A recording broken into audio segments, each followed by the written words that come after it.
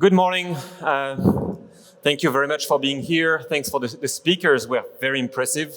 So I'm a little bit stressed to present Scenario right now, just after Adobe and Pika. Such amazing products. What I'm going to do right now, we have 20 minutes. I just have a few slides of introduction about Scenario, what we do and why. And then I'm going to jump into a real live. We specifically develop a platform for the gaming industry, for game creators and game studios. So games, I hope a lot of you in the room are gamers. It's an amazing media, right? And it's big. It's $200 billion plus in revenue. It's more than Hollywood and music and TV combined. So it's pretty big. Huh? And they make us dream. They entertain, they make us connect with other people. It's a pretty amazing media. All types of content, images, 3D, music, VFX, and so on and so forth. So that content is the most expensive thing for a game studio, and gaming is very content heavy. That's why GenAI will have a huge impact in gaming. And maybe gaming is the industry that will be the most transformed by GenAI. And this is from 6 months ago, or more than 6 months ago. 87% of studios do use GenAI today, and I'll tell you more about it. And they, like, all of them want to use GenAI in the future, in the near future.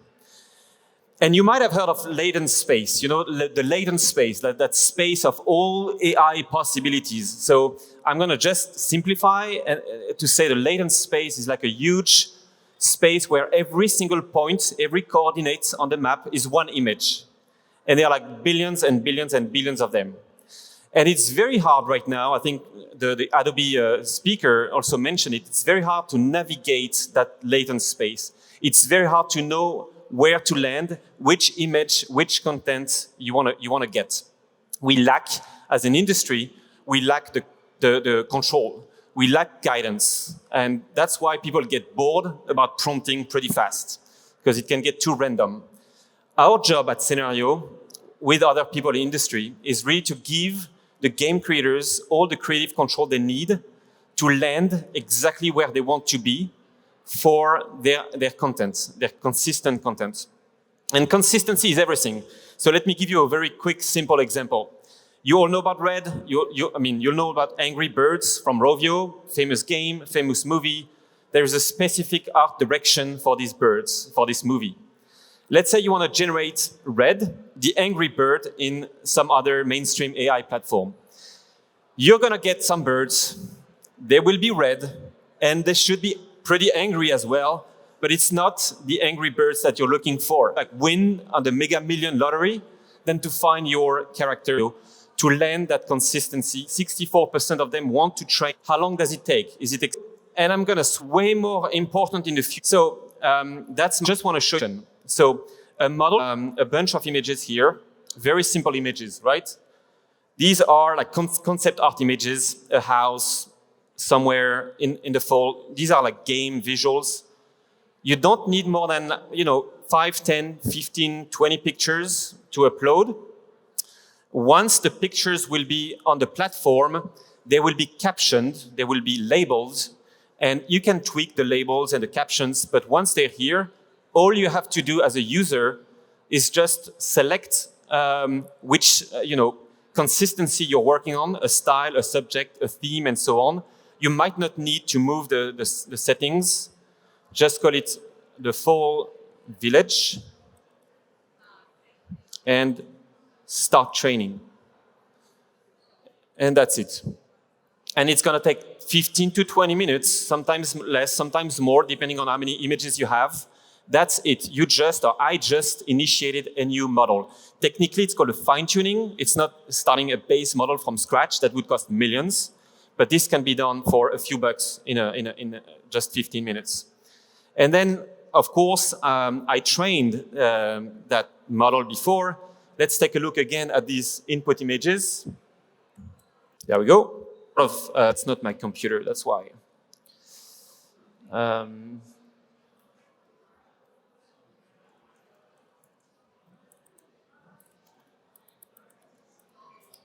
There we go. Sorry. And do now is start generating. So let's do a house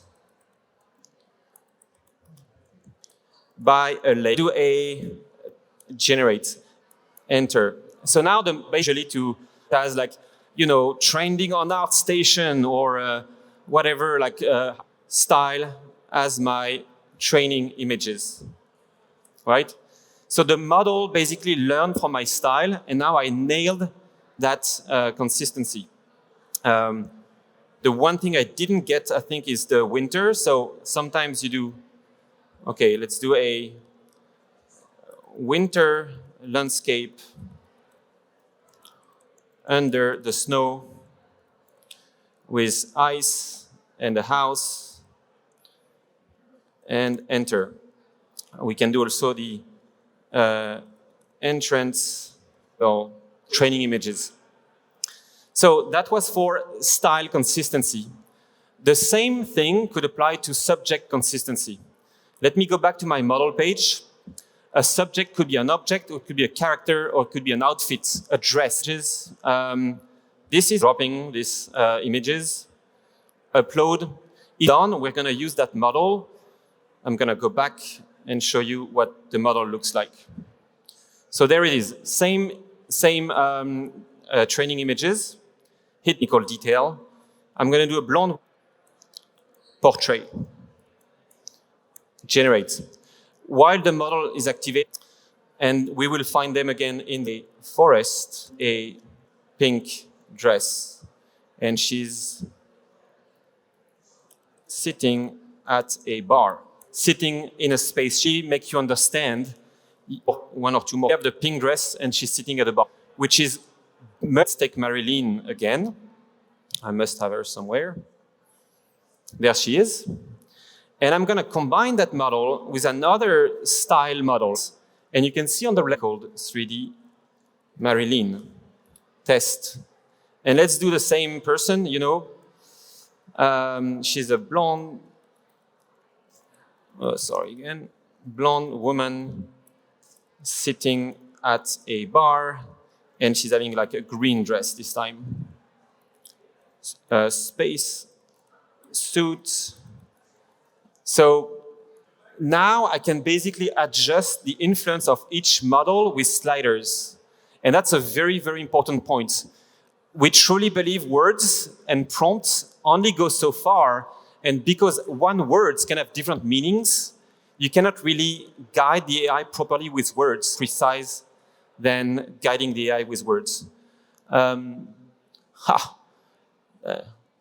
first one, I don't know why got messed up, but we definitely have the same woman. This time she's sitting at a bar. And what I want to emphasize is these images are way more 3D rendered, generate again. You could merge different illustration and try to see what it does, or you could combine one character and one style, or you can combine different characters together. So, and that's the most exciting part of things right now. It is impossible to generate two consistent characters in the same image today using a mainstream AI platform.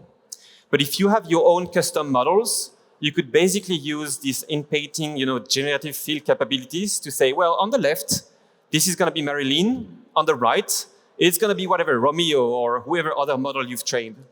Or you could say, let's take one character and apply models to each part of the character for the outfit, for the background, for the weapons, for the object, and so on. So the possibilities offered by model engineering are way beyond what you can find with any other mainstream platform, including Midjourney, Stable Diffusion, DALL-E, and others.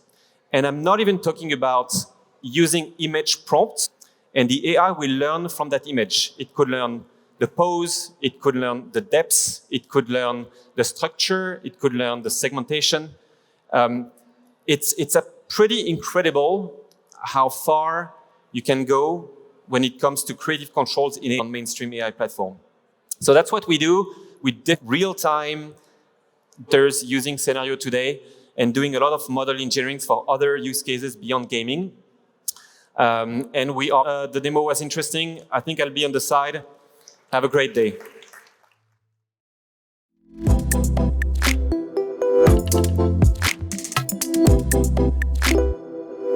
you.